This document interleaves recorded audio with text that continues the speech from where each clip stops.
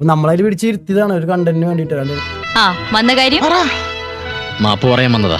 ഓഹോ അപ്പൊ പറ കേക്കട്ടെ. എനിക്ക് പേഴ്സണൽ ആയിട്ട് സംഭവമില്ല, എന്നെയും ഇവനൊക്കെ അതിൽ പിടിച്ചിരുത്തിക്കണതാണ് മണവാളൻ ഒരു കണ്ടന്റിന് വേണ്ടിട്ട്. ഇങ്ങനെ കുറിയൊക്കെ തൊട്ട് വെച്ച് കഴിഞ്ഞാൽ ഒരു കണ്ടന്റിന് വേണ്ടിട്ട് ചെയ്തതാണ്, ഒരു ക്യാരക്ടറിന് വേണ്ടിട്ട്.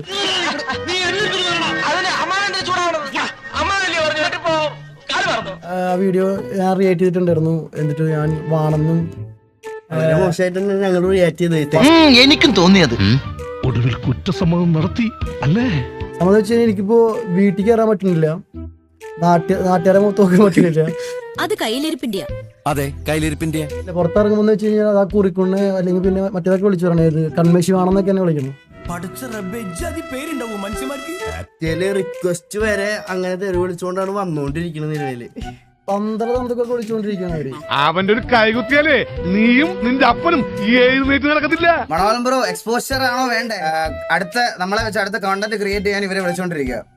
നിന്റെ കാര്യത്തിൽ തീരുമാനം ഈകളുടെ റേഞ്ച് അതല്ല, റാഞ്ചി അടിക്കുമ്പോര് കളിയല്ല കാര്യം.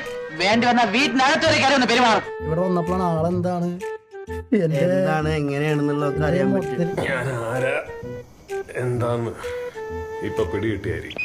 പറട്ടെ സാർ.